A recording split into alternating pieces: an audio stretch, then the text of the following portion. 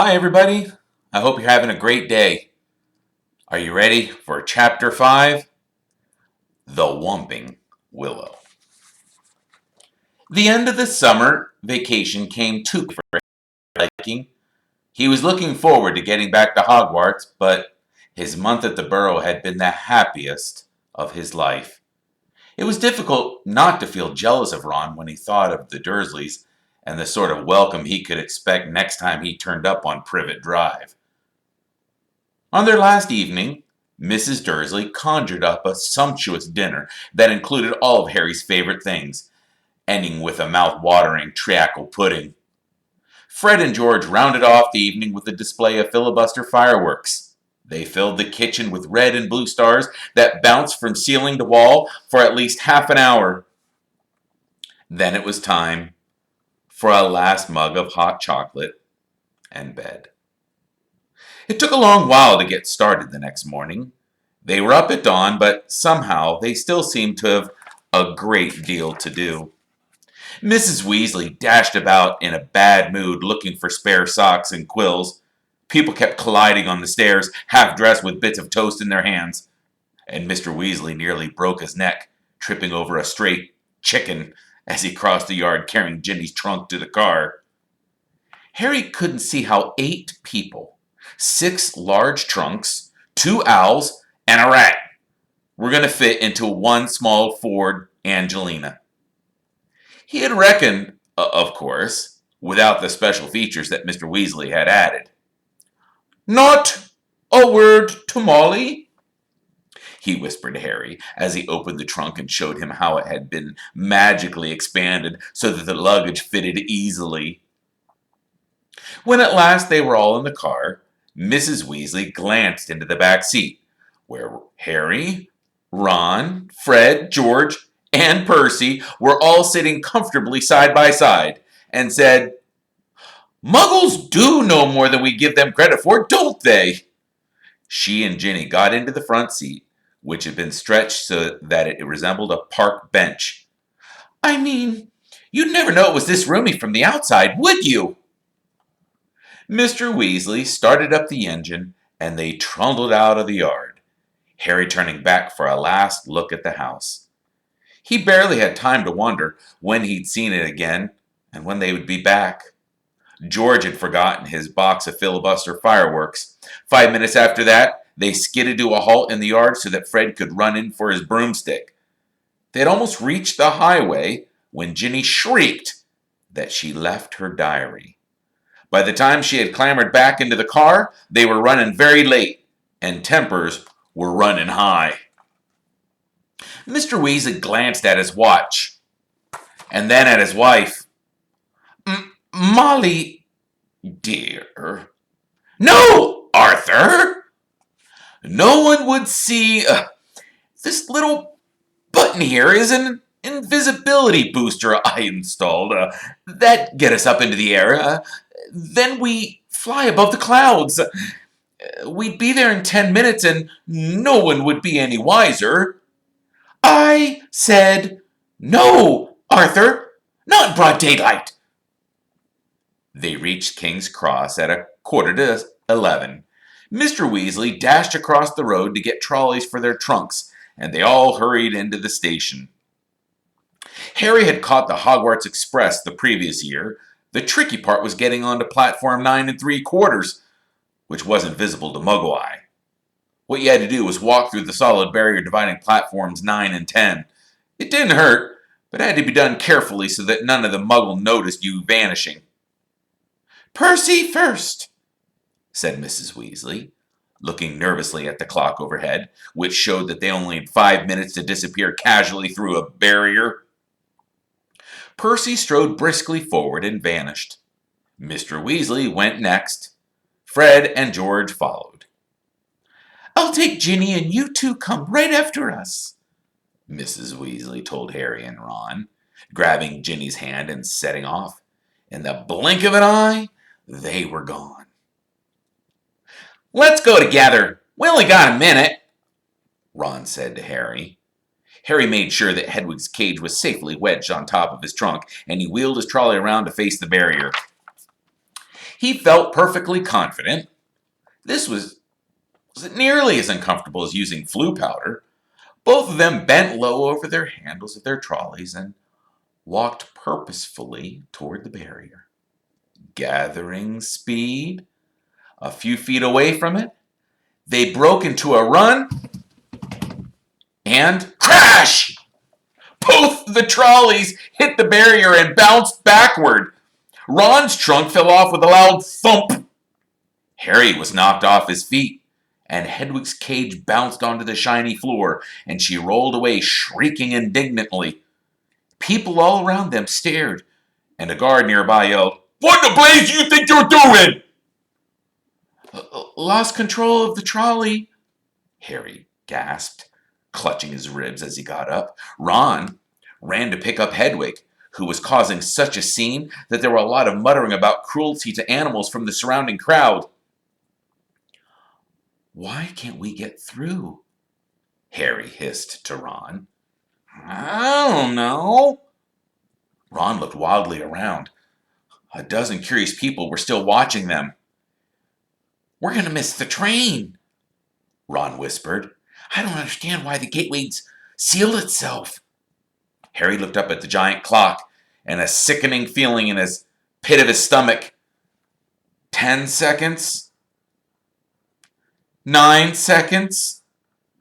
He wheeled his trolley forward cautiously until it was right against the barrier and pushed with all his might.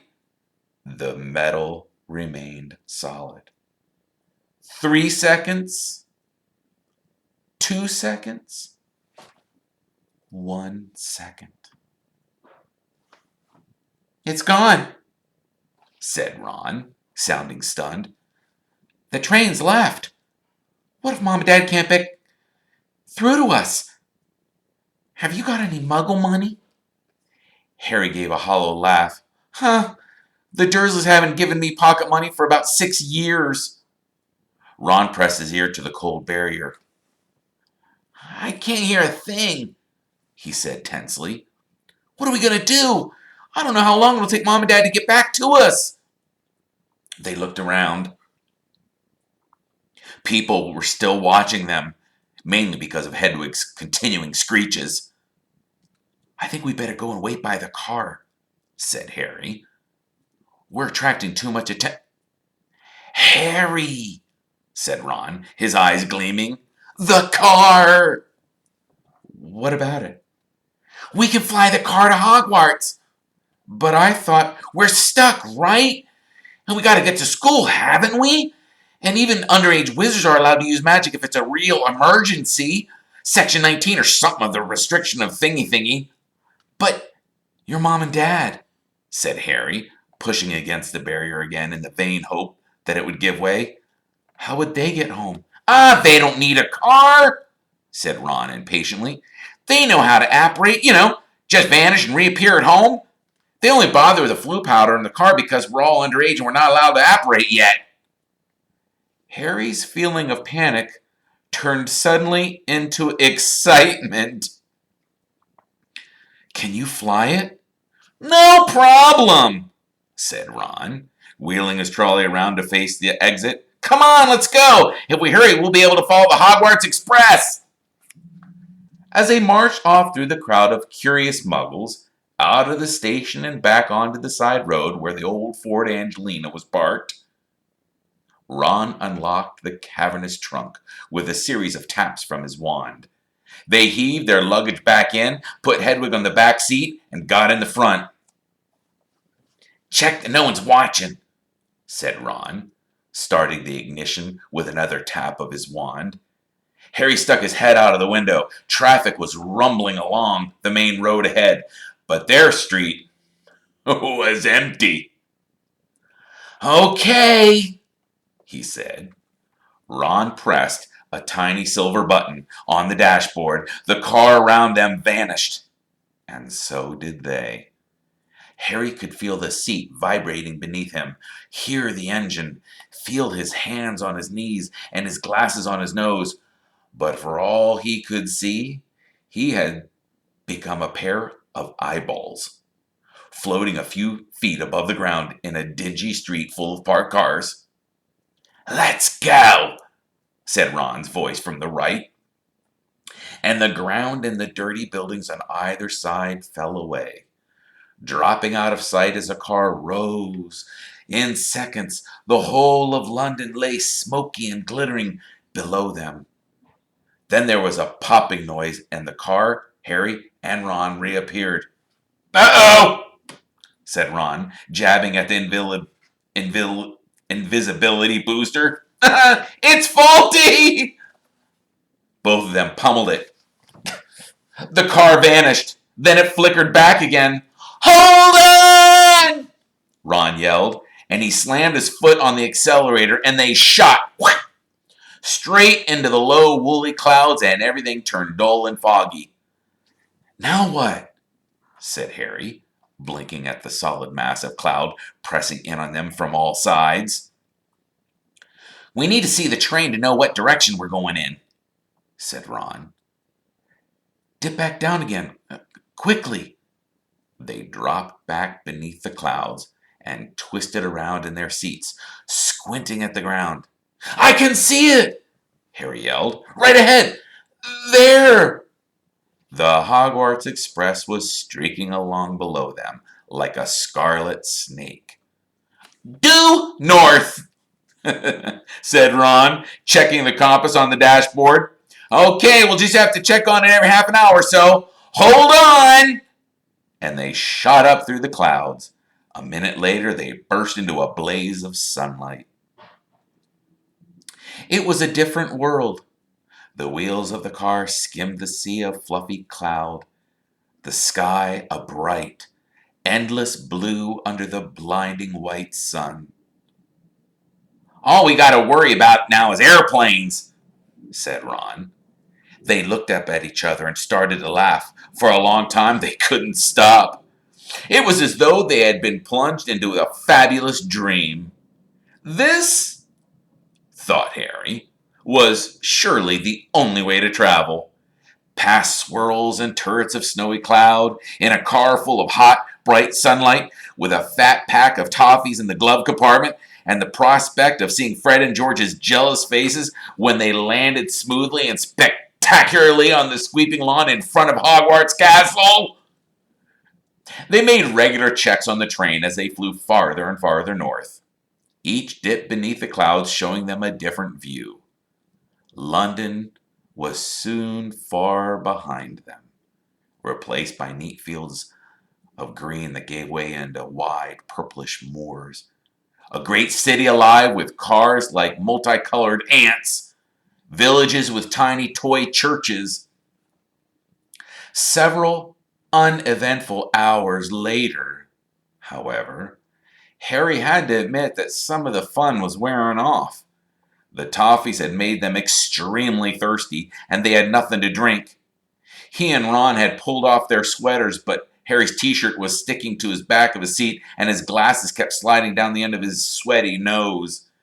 He had stopped noticing the fantastic cloud shapes now, and was thinking longingly of the train miles below, where you could buy ice-cold pumpkin juice from a trolley pushed by a plump witch. Why hadn't they been able to get onto the platform 9 3/4? "Can't be much farther, can it?" croaked Ron, hours later still, as the sun started to sink into their floor of cloud, staining it a deep pink.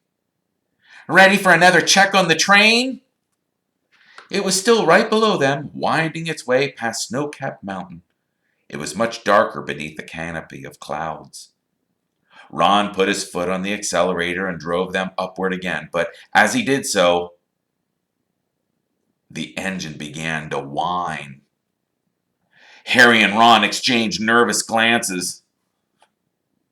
"It's probably just tired," said Ron. "It's never been this far before." And they both pretended not to notice the whining growing louder and louder as the sky became steadily darker. Stars were blossoming in the blackness. Harry pulled his sweater back on, trying to ignore the way the windshield wipers were now waving feebly, as though in protest. Not far, said Ron, more to the car than to Harry. Not far now. And he patted the dashboard nervously. When they flew back beneath the clouds a little while later, they had to squint through the darkness for a landmark they knew. There! Harry shouted, making Ron and Hedwig jump. Straight ahead! Silhouetted in the dark horizon, high in the cliff over the lake, stood the many turrets and towers of Hogwarts Castle. But the car had begun to shudder and was losing speed. Come on, Ron said cajolingly, giving the steering wheel a little shake. Nearly there! Come on! The engine groaned. Narrow jets of steam were issuing from under the hood. Harry found himself gripping the edge of the seat very hard as they flew toward the lake. The car gave a nasty wobble. Glancing out of his window, Harry saw the smooth, black, glossy surface of the water a mile below. Ron's knuckles were white on the steering wheel. The car wobbled again. Come on, Ron muttered. They were over the lake. The castle was right ahead. Ron put his foot down. There was a loud clunk, a splutter, and the engine died completely. Uh-oh, said Ron into the silence. The nose of the car dropped. They were falling, gathering speed, heading straight for the solid castle wall. No! Yelled Ron, swinging the steering wheel around. They missed the dark stone wall by inches as the car turned in a great arc, soaring over the dark greenhouses, then gave a vegetable patch, then out over the black lawns, losing altitude all the time. Ron let go of the steering wheel completely and pulled his wand out of his back pocket. Stop! Stop! He yelled, whacking the dashboard and windshield, but they were still plummeting, the ground flying up toward them. Watch out for that tree! Harry bellowed, lunging for the steering wheel, but too late. Crunch! With an ear-splitting bang of metal on wood, they hit the thick tree trunk and dropped to the ground with a heavy jolt. Steam was billowing from under the crumpled hood. Hedwig was shrieking in terror. A golf ball-sized lump was throbbing on Harry's head where he had hit the windshield. And to his right, Ron let out a low, desperate groan. Are you okay? Harry said urgently. My wand, said Ron in a shaky voice. Look at my wand. It had snapped, almost in two. The tip was dangling limply, held by only a few splinters. Harry opened his mouth to say that he was sure they'd be able to mend it up at school, but he never even got started. At the very moment, something hit the side of the car with the force of a charging bull, sending him lurching sideways into Ron. Just as equally heavy blow hit the roof. What's happening? Ron gasped, staring through the windshield, and Harry looked around just in time to see a branch as thick as a python smash into it. The tree that they hit was attacking them. Its trunk was bent almost double, and its gnarled boughs were pummeling every inch of the car it could reach. Ugh! Said Ron, as another twisted limb punched a large dent into his door. The windshield was now trembling under the hail of blows from knuckle-like twigs, and a branch as thick as a battering ram was pounding furiously on the roof, which seemed to be caving in. Run for it! Ron shouted, throwing a full weight against his door. But the next second, he had been knocked backward into Harry's lap by a vicious uppercut from another branch. Oh, we're done for, he moaned as the ceiling sagged. But Suddenly, the floor of the car was vibrating. The engine had restarted. "Reverse!" Harry yelled, and the car shot backward. The tree was still trying to hit them.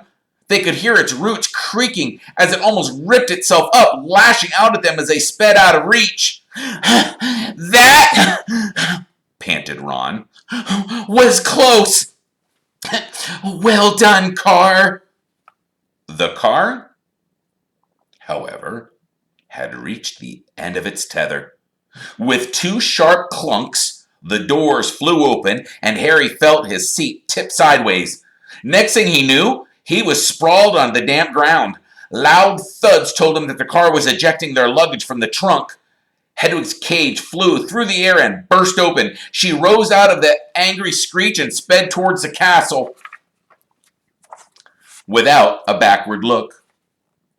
Then, dented, scratched, and steaming, the car rumbled off into the darkness, its rear lights blazing angrily. "Come back!" Ron yelled after it, brandishing the wand. "Dad's gonna kill me!" But the car disappeared from view with one last snort from its exhaust. "Can you believe our luck?" said Ron miserably, bending down to pick up Scabbers. "Of all the trees we could have hit, we had to hit one that hits us back." He glanced over his shoulder at the ancient tree, which was still flailing its branches threateningly. "Come on," said Harry wearily. "We'd better get up to the school." It wasn't all the triumphant arrival that they had pictured.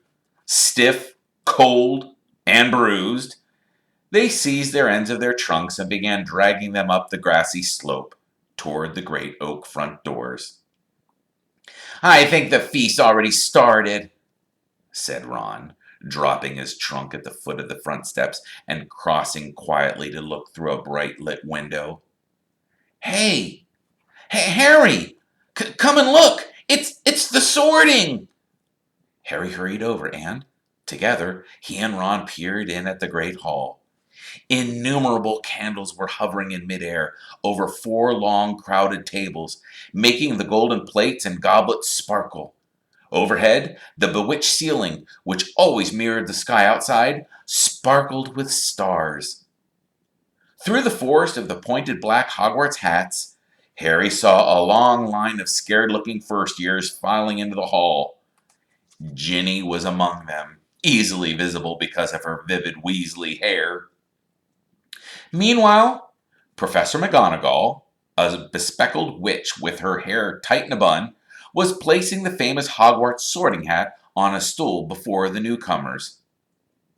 Every year, this aged-old hat, patched and frayed and dirty, sorted new students into the 4 Hogwarts houses: Gryffindor, Hufflepuff, Ravenclaw, and Slytherin. Harry well remembered putting it on exactly 1 year ago, and waiting, petrified, for its decision as it muttered aloud in his ear. For a few horrible seconds, he had feared that the hat was going to put him into Slytherin, the house that had turned out more dark witches and wizards than any other. But he had ended up in Gryffindor, along with Ron, Hermione, and the rest of the Weasleys. Last term, Harry and Ron helped Gryffindor win the house championship, beating Slytherin for the first time in 7 years. A very small, mousy-haired boy had been called forward to place the hat on his head. Harry's eyes wandered past him to where Professor Dumbledore, the headmaster, sat watching the sorting from the staff table, his long silver beard and half-moon glasses shining brightly in the candlelight. Several seats along, Harry saw Gilderoy Lockhart, dressed in robes of aquamarine. And there at the end was Hagrid, huge and hairy, drinking deeply from his goblet. "Hang on," Harry muttered to Ron. "There's an empty chair at the staff table. Hey, where's Snape?" Professor Severus Snape was Harry's least favorite teacher. Harry also happened to be Snape's least favorite student. Cruel, sarcastic, and disliked by everybody except the students from his own house. Slytherin. Snape taught potions. Maybe he's sick, said Ron hopefully. Maybe he's left, said Harry, because he missed out on the Defense Against the Dark Arts job again. Or he may have been sacked, said Ron enthusiastically. I mean, everybody hates him. Or maybe,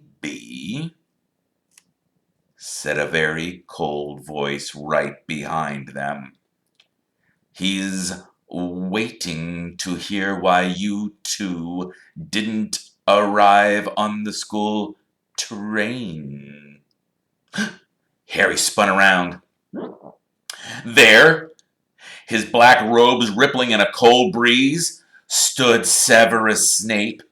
He was a thin man with shallow skin, a hooked nose, and greasy shoulder-length black hair. And at this moment, he was smiling in a way that told Harry he and Ron were in very deep trouble.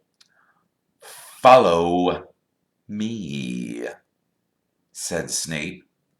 Not daring to even look at each other, Harry and Ron followed Snape up the steps into the vast, echoing entrance hall, which was lit with flame torches.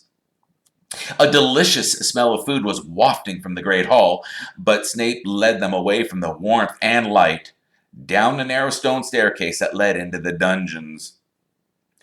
In, he said, opening the door halfway down the cold passageway and pointing. They entered Snape's office, shivering. The shadowy walls were lined with shelves of large glass jars, in which floated all manner of revolting things Harry didn't really want to know the name of at the moment. The fireplace was dark and empty. Snape closed the door and turned to look at them. So, he said softly, the train isn't good enough for the famous Harry Potter and his faithful sidekick Weasley. Wanted to arrive with a bang, did we, boys? No, sir. It was the barrier at King's Cross. Silence, said Snape coldly. What have you done with the car? Ron gulped. This wasn't the first time Snape had given Harry the impression of being able to read minds. But a moment later, he understood as Snape unrolled today's issue of Evening Prophet. You were seen, he hissed, showing them the headline. Flying Ford Angelina mystifies Muggles. He began to read aloud. 2 Muggles in London convinced they saw an old car flying over the post office tower. At noon, Norfolk, Mrs. Hetty Bayliss, while hanging out her washing. Mr. Angus Fleet of Peebles reported to police. 6 or 7 Muggles in all. I believe your father works for the Misuse of Muggle Artifacts office, he said, looking up at Ron and smiling still more nastily. Dear, his own son. Harry felt as though he'd just been walloped in the stomach by one of the mad tree's larger branches. If anybody found out that Mr. Weasley had bewitched the car, he hadn't thought of that. I noticed in my search of the park that considerable damage seems to have been done to a very valuable Whomping Willow, Snape went on. That tree did more damage to us than we... Silence, snapped Snape again. Most unfortunately, you are not in my house, and the decision to expel you does not rest with me. I shall go and fetch the people who do have that happy power. You will wait here. Harry and Ron stared at each other, white-faced. Harry didn't feel hungry anymore. He now felt extremely sick. He tried not to look at a large, slimy something suspended in green liquid on the shelf behind Snape's desk. If Snape had gone to fetch Professor McGonagall, head of Gryffindor House, they were hardly any better off. She might be fairer than Snape, but she was still extremely strict. 10 minutes later, Snape returned, and sure enough, it was Professor McGonagall who accompanied him. Harry had seen Professor McGonagall angry on several occasions, but either he had forgotten just how thin her mouth could go, or he had never seen her this angry before. She raised her wand at the moment she entered. Harry and Ron both flinched, but she merely pointed at the empty fireplace, which flames suddenly erupted. "Sit," she said, and they both backed into chairs by the fire. "Explain," she said, her glasses glinting ominously. Ron launched into his story, starting with the barrier at the station refusing to let them through. "So you see, we had no choice, Professor. We couldn't get to the train." "Why didn't you send us a letter by owl? I believe you have an owl," Professor McGonagall said coldly to Harry. Harry gaped at her. Now she said it, that did seem the obvious thing to have done. I didn't think. "That," said Professor McGonagall, "is obvious." There was a knock on the office door, and Snape, now looking happier than ever, opened it. There stood the headmaster, Professor Dumbledore. Harry's whole body went numb. Dumbledore was looking unusually grave. He stared down the very end of his crooked nose at them, and Harry suddenly found himself wishing he and Ron were still being beaten up by the Whomping Willow. There was a long silence, and then Dumbledore said, "Please explain why you did this." It would have been far better if he had shouted. Harry hated the disappointment in his voice. For some reason, he was unable to look Dumbledore in the eyes, and spoke instead to his knees. He told Dumbledore everything except that Mr. Weasley owned the bewitched car, making it sound as though he and Ron had happened to find a flying car parked outside the station. He knew Dumbledore would see right through this at once, but Dumbledore asked no questions about the car. When Harry had finished, he merely continued to peer at them through his spectacles. "We'll go and get our stuff," said Ron in a hopeless sort of voice. "What are you talking about, Weasley?" barked Professor McGonagall.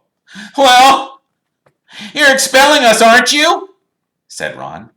Harry looked quickly at Dumbledore.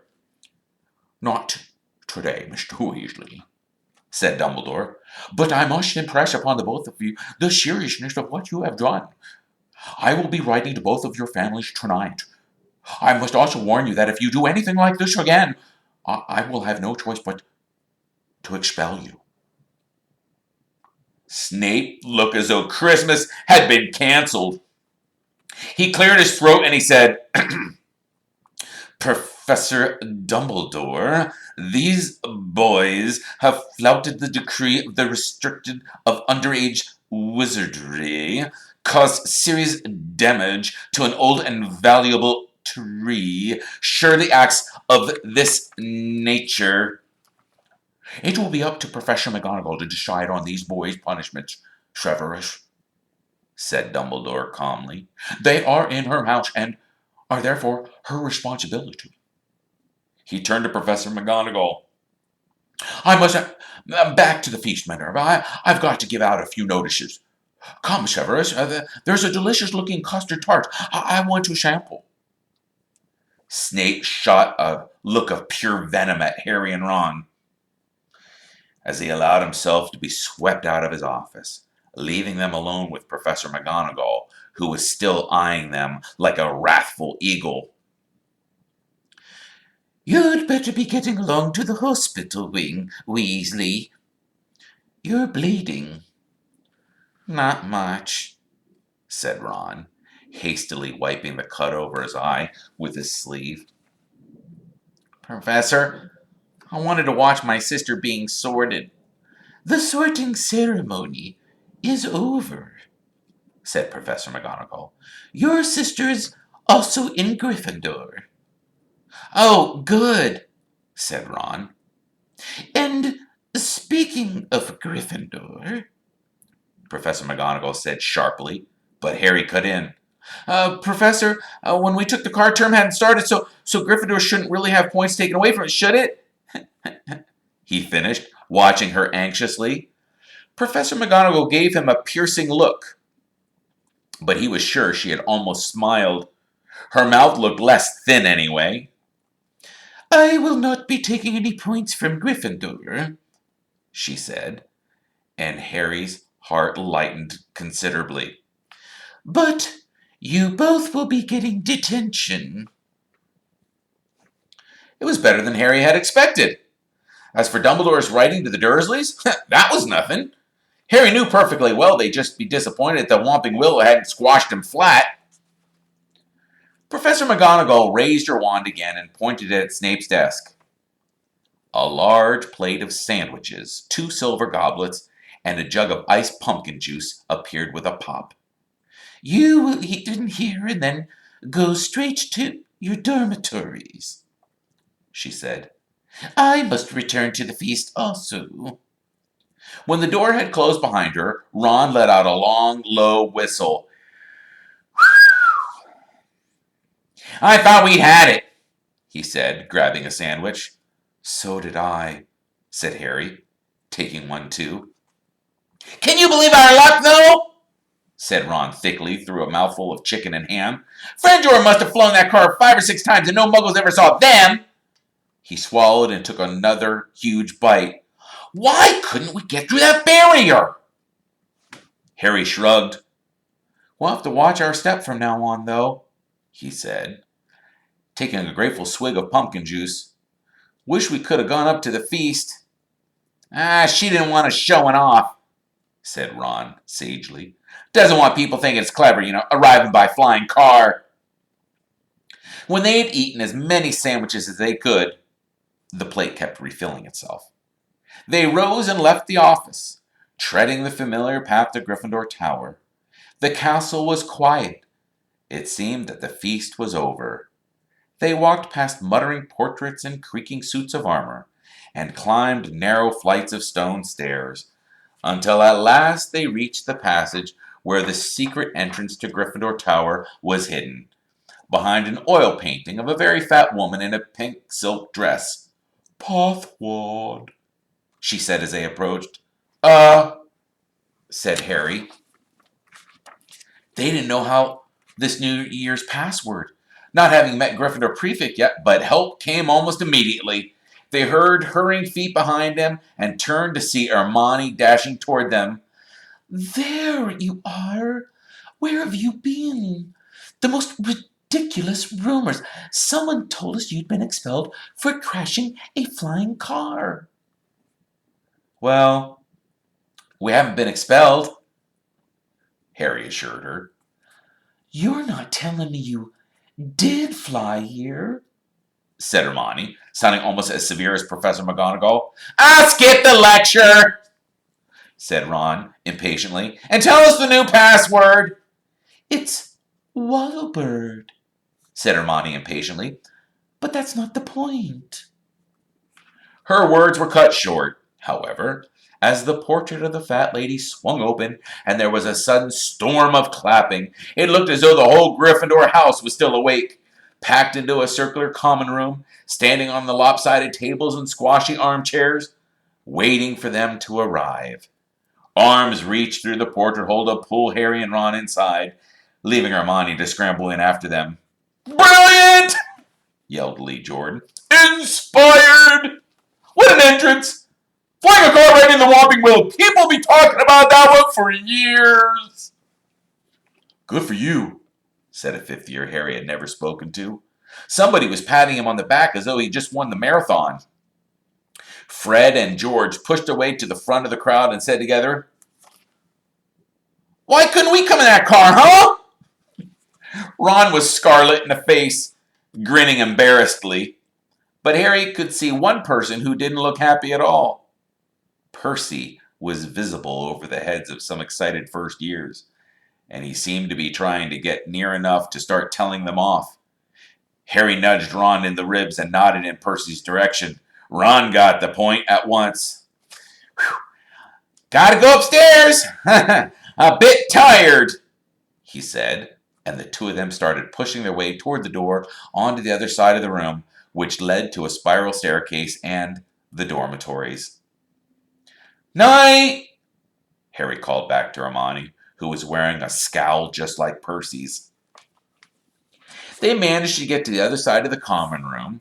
Still having their backs slapped and gained the piece of the staircase, they hurried up it right to the top, and at last reached the door of the old dormitory, which now had a sign on it saying, Second Years. They entered the familiar circular room with its 4 posters hung with red velvet and its high, narrow windows. Their trunks had been brought up for them and stood at the ends of their beds. Ron grinned guiltily at Harry. I know we shouldn't enjoy that or anything, but... The dormitory door flew open, and in came another second-year Gryffindor boys, Seamus Finnegan and Dean Thomas and Neville Longbottom. Unbelievable, beamed Seamus. Cool, said Dean. Amazing, said Neville, awestruck. Harry couldn't help it. He grinned too. Well, I hope you enjoyed that chapter. Have a great night, and I will see you all tomorrow.